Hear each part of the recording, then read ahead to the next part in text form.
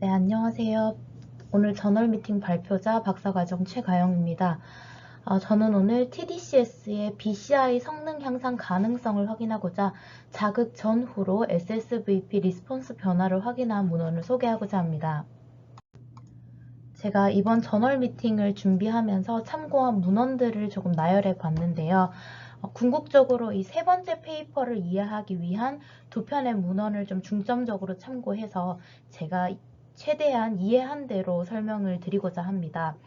이 영상을 시청하기에 앞서서 저도 오늘 중점적으로 다룰 게 궁극적으로 말씀드리고 싶은 건 TDCS가 BCI의 성능을 향상시킬 수 있는가이지만 그걸 이해하기에 앞서서 그 사전에 다룰 백그라운드 지식이 이제 프랙탈이라는 건데요. 저도 이 발표 자료를 준비하면서 오히려 이 경중이 바뀐 게 아닌가라는 생각이 들긴 하지만 제가 이번 저널 미팅을 준비하면서 가장 애를 많이 먹었던 포인트라 아직 저도 프랙탈이라는 게 뭔지 정확하게 이해하지 못하고 있지만 그래도 좀 쉐어를 하고자, 그리고 만약 저보다 더 이제 이쪽에 대해서 잘 알고 계신 분이 이 영상을 시청하신다면 저한테 또 많은 지식을 전파해 주셨으면 하는 바람에 이제 이 영상을 준비를 했습니다.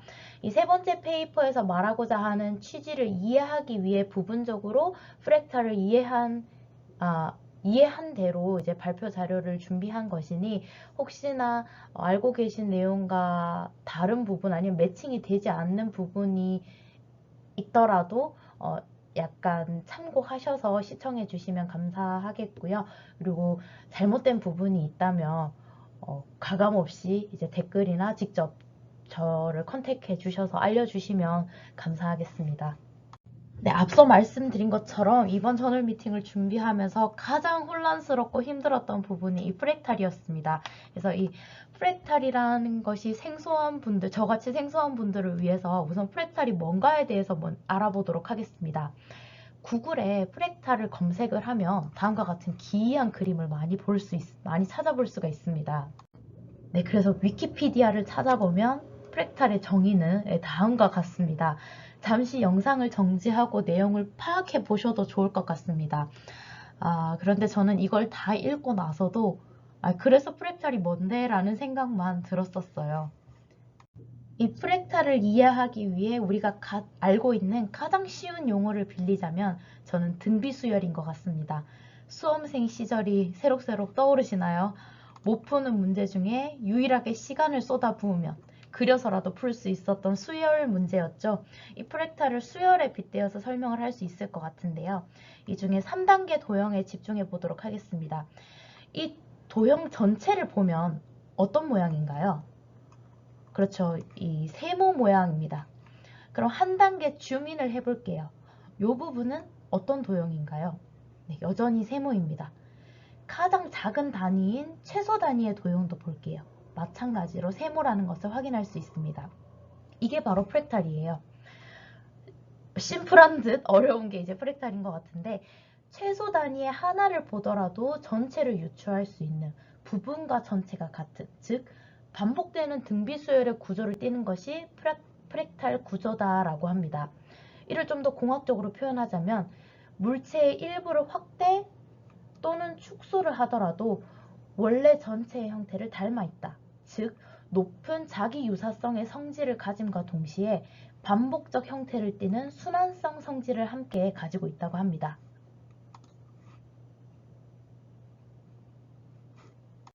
이런 프랙탈 구조는 앞서 보셨던 것과 같은 기하학적 구조에서만 볼 수 있는 게 아니라 사실 자연계는 프랙탈이다라고 말해도 무방할 만큼 프랙탈과 밀접한 연관성을 가집니다.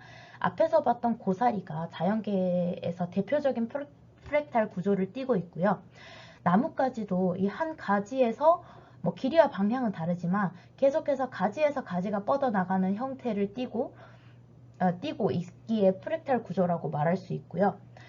혈관이나 이제 서커스 자이러스가 반복되는 뇌의 구조, 뉴런 등 인체에서도 다양한 프랙탈 구조를 확인할 수가 있습니다. 이건 여담인데요. 여기까지 이해를 하고 나니까 마블사의 닥터 스트레인지와 앤트맨이 떠올랐어요. 닥터 스트레인지에서는 미러 디멘전을 프랙탈로 표현했구나 싶었고요. 앤트맨에서는 이 특히 퀀텀 디멘전을, 우리는 가보지 못한 그 퀀텀 디멘전을 프랙탈 패턴으로 표현을 했는데요. 실제로 2019년 네이처 커뮤니케이션에 보고된 논문에 따르면 MIT 물리학자들이 양자 물질에서 프랙탈 패턴을 사상 처음으로 발견했다고 합니다. 아마도 앤트맨 제작진들이 이 논문을 참고해서 활용한 게 아닌가 하는 생각이 드네요. 그래서 프랙탈 구조라는 건 이제 뭔지 알겠고, 뇌의 구조, 뉴런의 구조와 어떤 연관성을 가지는지는 알겠는데, 그래서 뇌파가 프랙탈과 어떤 연관성을 가지는 건가라는 의문을 가졌습니다. 즉, 이 프랙탈이 가지는 성질에 대해서 알아봐야겠다는 의문이 들었고요. 이를 이해하기 위해서는 먼저 처음에 보여드린 위키피디아에 인용된 서적을 참고하는 게 좋을 것 같습니다. 앞서 보여드렸던 프랙탈 구조들은 프랙탈을 이해하기 위한 굉장히 1차원적인 예시이고요. 이를 좀 더 실전에 적용해서 설명을 하자면, 우선 이 용어의 어원을 이해하게 되면 조금 더 직관적으로 이해가 쉬워질 수도 있는데요. 이 프랙탈의 어원은 그리스어의 프랙투스에서 왔고, 그 프랙투스의 뜻은 쪼개다 라는 의미를 가진다고 합니다. 이 프랙탈이라는 용어를 처음 사용한 프랑스 수학자 만델브로트 박사의 서적을 참고하면 해안서가 아니고 해안선이고요. 해안선의 길이가 얼마일까라는 질문을 하게 됩니다. 해안선은 여기 보이시는 그림처럼 굴곡진 부분들도 많고, 이제 이 해안선을 측정하기에 사용하는 척도, 그러니까 이 자의 길이가 5cm냐 아니면 1m냐와 같이 어느 정도의 길이를 자를 이용하는가에 따라서 도출되는 해안선의 길이가 달라질 것입니다. 오차가 달라지겠죠. 그래서 아래 보이시는 것처럼 좀 긴 자를 이용한다면 상당히 좀 러프하지만 대략적인 해안선의 길이를 유추할 수 있을 거고요. 굉장히 짧은 자를 이용하면 이렇게 오밀조밀하게 굴곡진 부분들까지 모두 다 디텍션 할 수 있겠지만 어느 정도 긴 해안선의 아웃풋 값을 얻을 수 있을 겁니다. 그래서 이처럼 아주 작은 자를 사용하게 되면 해안선의 길이는 무한히 늘어나겠죠. 자의 길이를 점점 줄이게 되면요. 대신에 복잡한 아웃라인을 얻게 될 거고요. 반대로 큰 자를 이용하면 짧아지고 오차는 늘어나겠지만 덜 복잡한, 상대적으로 심플한 아웃라인을 얻게 됩니다. 다시 말해서 해안선의 길이는 척도의 길이, 즉 자의 길이가 짧아지면 짧아질수록 해안선의 길이가 길어지는 이런 지수함수의 형태를 가지게 될 거고요. 이 지수함수를 로그를 취하면 너무나도 잘 알겠지만 1차선형, 직선관계의 형태로 변환을 할 수가 있습니다. 이를 멱함수 분포라고 하고요. 제가 앞으로 설명할 프랙탈과 관련된 그래프는 모두 다음과 같은 형태를 가질 것입니다. 이처럼 반복되는 구조를 프랙탈이라고 부르기 시작했고, 이를 바탕으로 한눈에 봐서 알기 어려운 복잡성을 어느 정도 정량화할 수 있게 되었습니다. 네, 그래서 여기까지 정리해보면 프랙탈은 반복되고 구불구불한 해안선처럼 한눈에 봐선 잘 모르겠지만 파헤쳐보면 그 전반적인 트렌드가 비슷하다. 즉, 잘 보이지 않는 유사성을 기반으로 이 데이터의 복잡성을 판단할 수 있다는 것을 알 수 있습니다. 흔히 프랙탈 피처를 활용하는 뇌파 연구에서는 기존의 타임 도메인 혹은 프리퀀시 도메인에서 확인하기 어려운 이 복잡성, 컴플렉시티를 활용하는 것으로 추정이 됩니다. 사실 컴플렉시티 이론만 해도 이해할 게 너무너무 많은데 그 부분은 우선 배제하고 오늘 소개할 논문에 초점을 맞춰서 이야기를 해보도록 할게요. 제가 계속 이 부분에 대해서 고찰을 하고 있는데 어쩌면 오늘 이야기하고자 하는 이 부분은 프랙탈을 피처로 활용하는 연구에서 말하는 프랙탈이 가지는 의미와는 조금 다를 수 있을 것 같아요.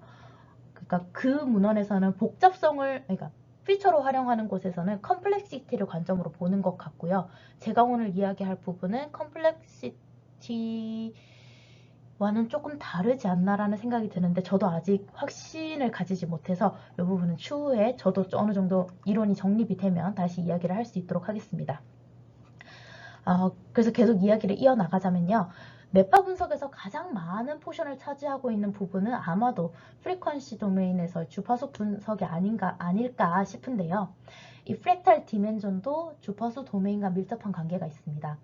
주파수 분석이 적용되는 가장 대표적인 패러다임으로 SSVP를 예를 들도록 하겠습니다.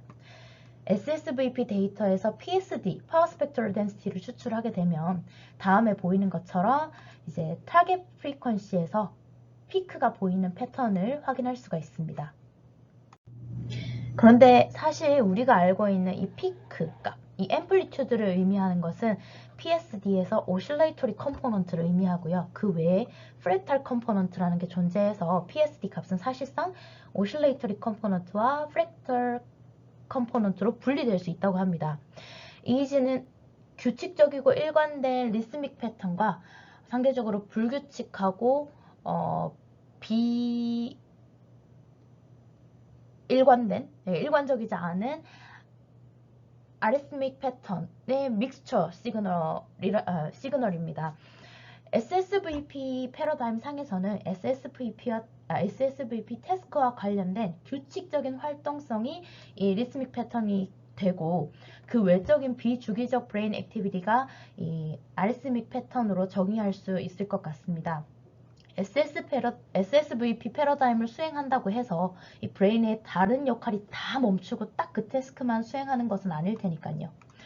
그런데 일반적으로 PSD 분석을 하게 되면 이 오실레이터리 컴포넌트와 프랙탈 컴포넌트, 그러니까 즉 리스믹 패턴과 아리스믹 패턴이 혼합된 결과를 도출하게 되는 것이고 우리가 흔히 관찰하는 SSVP의 이 피크 값은 오실레이터리 패턴인데 이 프랙탈 패턴을 무시하지 않은 혼합된 컴포넌트가 되는 거죠. 그래서 이 외적인 그러니까 태스크와 무관한 이미지, 즉 아리스미틱 패턴을 제거를 해줘야 퓨어한 SSVP 이펙트를 확인할 수 있다고 저자들은 이야기합니다. 그래서 오실레이터리 컴포넌트와 프랙탈 컴포넌트를 분리하는 다양한 알고리즘들이 개발이 되었는데 제가 오늘 관찰했던 문헌에서는 이를 위해서 새롭게 개발한 알고리즘인 이라사일까요? 하는 이제 알고리즘을 IRASA라는 알고리즘을 개발을 했습니다. 이 그룹에서 개발한 IRASA라는 알고리즘을 이용해서 이제 프랙탈과 오실레이터리를 구분한 결과를 보여주는 결과 중에 일부인데요. 재미있는 점은 브레인 리소스를 사용할수록 프랙탈, 즉 유사성이 감소하는 패턴을 확인할 수가 있습니다. 그걸 어디서 볼 수 있냐면요. 여기가 eyes closed 데이터고 여기가 eyes open 데이터인데 Y축을 보면요. 상대적으로 eyes open이 값이 더 작은 것을 확인할 수가 있습니다. 이는 실제 브레인 액티비티와 직결이 될 것 같은데요. 눈을 감으면 알파 액티비티가 증가하고 뉴런들이 알파 대역으로 동기화되어서 피팅이 될 테니 뉴런 간의 유사성이 증가하고 이러한 패턴이 프랙탈 결과에 반영되는 것이 아닌가라고 저는 일단 추정을 하고 있습니다. 그런 디스커션을 보지 못한 것 같아서요. 이처럼 프랙탈 피처는 브레인 스테이트를 비교할 수 있는 좋은 지표가 되고 그래서인지 환자 데이터와 그러니까 환자와 정상인을 비교하는 문헌에서 주로 사용하는 지표인 것처럼 보여졌습니다. 네, 그 아이라사라는 알고리즘을 이용해서 TDCS의 SSVP 기반 BCI 성능 향상 가능성을 검증한 세 번째 문헌을 드디어 소개해 드리겠습니다. 총 11명의 피험자를 대상으로 오프라인 실험 그리고 13명의 피험자를 대상으로 온라인 실험까지 진행을 했었고요. 다음에 보이시는 것처럼 이제 3x3 배열로 이루어진 9개의 주파수로 깜빡이는 SSVP 자극을 활용했습니다. 사용한 주파수 대역은 이렇게 그림에서 확인하실 수 있고요. 네, 그래서 TDCS는 이제 에노드는 OG 그리고 캐소드는 CG 위치에 부착을 했고요. EEG는 후두엽을 중심으로 총 9개의 채널을 부착을 했습니다.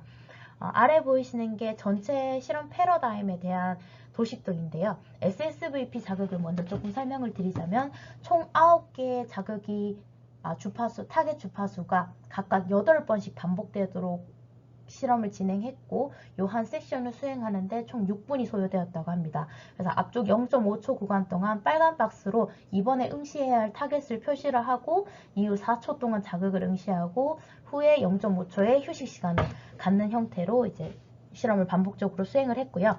맨 처음 베이스라인용으로 프리스티뮬레이션 SSVP 데이터를 측정하고 이후에 쉔 TDCS 자극을 인가받았다고 합니다. 총 21분간 자극을 받는데 그중 앞쪽의 30초와 뒤쪽의 30초는 램핑 업다운 구간이고 중간에 20분 동안은 쉔 자극이기 때문에 실제로 자극은 인가되지 않았다고 합니다. 이후에 쉔 포스트 SSVP SSVP 데이터를 측정을 하고 이후에 실제로 에노달 TDCS 자극을 인가받았으며 동일하게 앞쪽 30초와 뒤쪽 30초는 램핑 업다운 구간이고 가운데 20분이 실제 자극 인가 구간입니다. 인텐시티에 대한 내용은 따로 언급이 되어 있지 않아서 정확하게는 알 수 없지만 대략 한 2mA 전후로 2mA 혹은 1mA 정도로 이제 사용한 것으로 추정이 되고요. 아니면 뭐 2mA 전후로 인디비주얼하게 인텐시티를 이제 맞췄을 것으로 추정이 됩니다. 그리고 마지막으로 에너덜 TDCS가 끝난 이후에 SSVP 데이터를 다시 한번 측정을 수행했습니다. 이렇게 측정한 EEG 데이터는 타겟 주파수를 기준으로 플러스 마이너스 1Hz에 대한 네로우 밴드 패스 필터링을 적용했고요.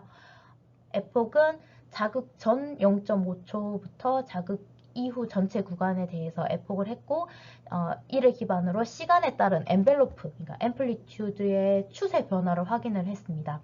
그리고 CCA 알고리즘을 이용해서 분류 성능을 검증하고 마지막으로 앞쪽에서 소개했던 아이라스 알고리즘으로 추출한 이제 프랙탈 피처를 이용하여 자극 조건별, 그러니까 프리, 쉔, 에너달 TDCS 각 자극 조건별 브레인 스테이트의 변화를, 그러니까 차이를 확인했습니다. 네, 다음은 대표 결과입니다. 타겟 주파수에 대한 시간에 따른 9개 채널 평균 엔벨로프를 나타내고 있는 그래프이고요.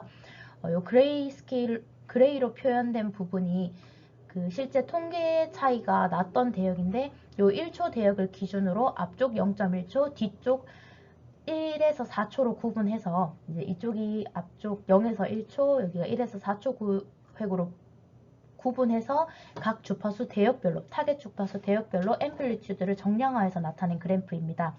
이 두 그래프 모두 공통적으로 실제 자극을 인가한 에노드 TDCS 그리고 쉔 TDCS 프리스티뮬레이션 순으로 높은 진폭을 보여서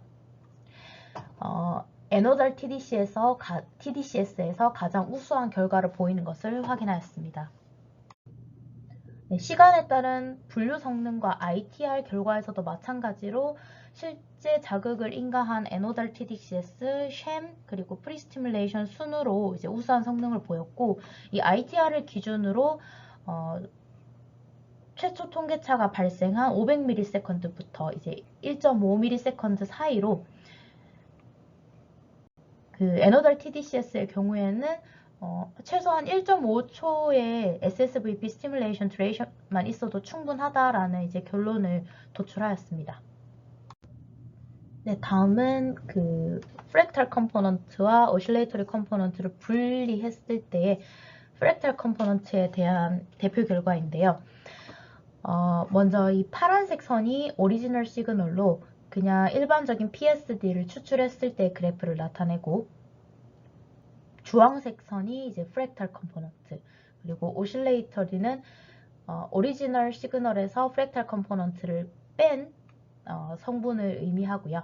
이 파월러의 경우에는 프랙탈 컴포넌트의 기울기로 여기서 이제 y절편 값은 오프셋, 그리고 이 기울기를 익스포넌트라고 하는데 이 오프셋 값을 기준으로 타겟 주파수 대역별로 나타낸 게 이제 오른쪽의 그래프입니다.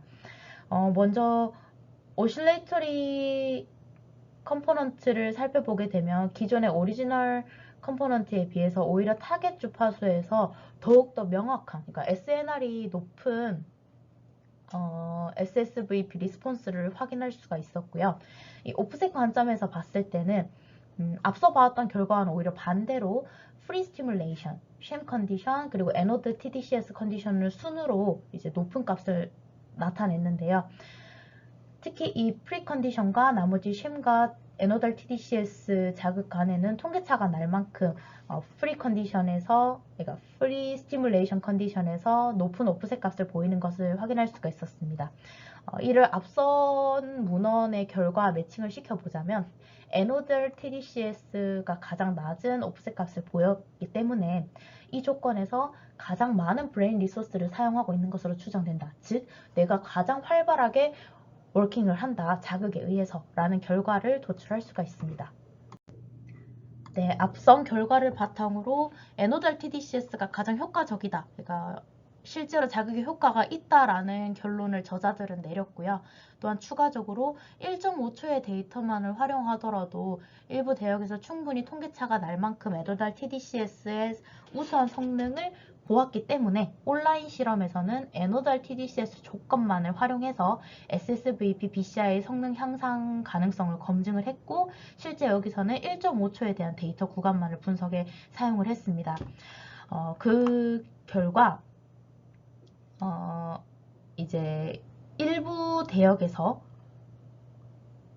일부 시간 구간에서 에노달 TDCS가 프리스티뮬레이션보다 이제 높은 애큐러시와 우수한 ITR을 보이는 것을 확인할 수 있었다 라는 것이 이제 온라인 검증 결과에 대한 저자들의 주장이었습니다. 제가 앞서서 계속 뭐 특정 시간 구간에 대해서라고만 언급을 하고 이제 어느 시간 구간인지를 언급을 해드리지 않은 이유가요. 그게 어느 정도 규칙성을 가지고 있거나 아니면 연계되어서 예를 들어서 뭐 50ms부터 1.3ms 뭐 이렇게 이어지는 게 아니라 저자들이 다 그냥 시간에 대해서 각 조건 간의 페어와이즈 통계를 하면서 통계차가 낮는 구간을 다 그냥 무작위로 나열을 했어요. 그래서 그것을 다 일일이 설명을 하는 게 크게 의미가 없다고 판단을 해서 그냥 특정 시간 구간이라고 설명을 드렸습니다. 혹시 자세한 구간이 알고 싶으시면 댓글로 남겨주세요. 네, 마지막 디스커션인데요. 할 말이 너무 많습니다. 그 중에서 대표적인 거 3가지를 일단 추려왔고요. 그 전에 제가 이 논문을 선택했던 이유는 제가 실제로 지금 TDCS와 TACS의 SSVP 성능 향상 효과를 검증하는 연구를 수행을 하고 있고 거의 막바지 단계에 이르렀습니다. 근데 너무 비슷한 조건의 문헌이 보였고 여기서 사용한 프랙탈이라는 독특한 피처를 우리한테도 적용을 하면 좋지 않을까. 그리고 어느 정도 일맥상통한 결과가 보인다면 우리는 조금 다른 이제 패러다임 특성상 다른 특징이 있기 때문에 뒷받침할 수 있는 근거가 될 수 있지 않을까 해서 이 프랙탈이 뭔지 모르겠지만 정말 열심히 파봤어요. 아직도 프랙탈이 잘 뭔지 모르겠는데 오히려 결과론적으로 보면 프랙탈에 대해서 공부한 주간이지 않았나, 저널 미팅이지 않았나. 저널 미팅 그 제목을 좀 바꿔야 될 것 같은데요. 어쨌든 제가 가장 이상하게 생각했던 3가지 디스커션 주제에 대해서 좀 다뤄보도록 하겠습니다. 먼저 첫 번째는 패러다임입니다. 패러다임에서 카운터 밸런싱을 하지 않았어요. 그래서 현재 수록된 결과를 100% 신뢰하기는 어렵다고 생각이 됩니다. 지금 실험 시나리오가 베이스라인, 그러니까 프리스티뮬레이션, 그 다음에 쉔 TDCS, 마지막에 에노달 TDCS를 수행을 했어요. 근데 모든 결과가 리얼 조건, 에너달 TDCS가 가장 성능이 좋고 그 다음 쉔, 그 다음 프리 순으로 나타납니다. 심지어 쉔과 프리 컨디션 사이에는 통계차가 나지 않는 경우도 있습니다. 엔벨로프 조건에서요. 엔벨로프 결과에서요.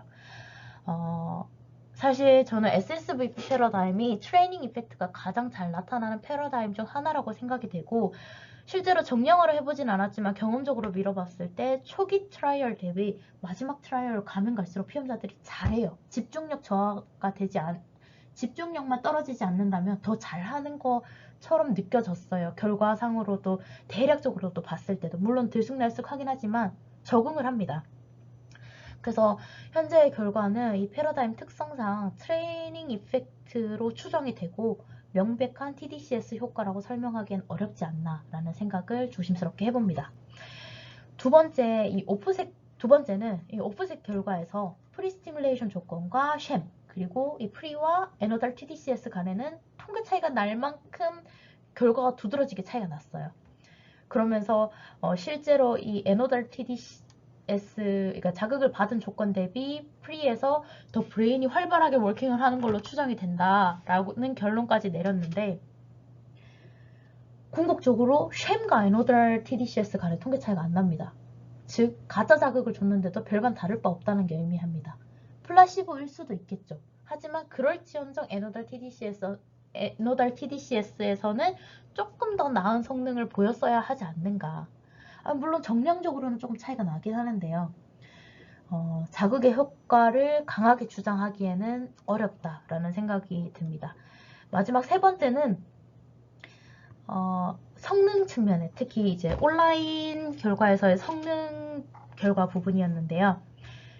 통계차가 나는 시간 대역이 있다라고 했는데, SSVP 패러다임 특성상 저는 시간에 따른 성능 통계는 큰 의미를 가지지 못한다고 생각을 합니다. 만약에 이게 제가 앞서 설명했던 것처럼 뭐 500ms부터 한 800ms까지 쭉 계속 통계적으로 유의미하게 차이가 난다. 그러면은 자극을 받으면 SSVP를 500ms만 보더라도 잘한다 라는 결과를 도출할 수 있겠는데, 그게 아니라 들쑥날쑥하게 났다가 안 났다가 났다가 안 났다가 이런 패턴을 보이니까 뭐 이게 이런 결과는, 그러니까 현재의 결과는 큰 의미를, 시간에 따른 이펙트를 본 이 결과는 큰 의미를 가지지 못한다고 생각이 들고요. 현재 육안으로 보더라도 차이가 별로 안 나 보였어요. 통계차 나는 게 거의 우습다 싶을 정도로 안 나 보였고, 차라리 Y축 레인지를 좀 끊어서 한 50부터 보여줬더라면 그래도 좀 차이 나게 느껴지진 않았을까 하는 생각이 좀 들었습니다.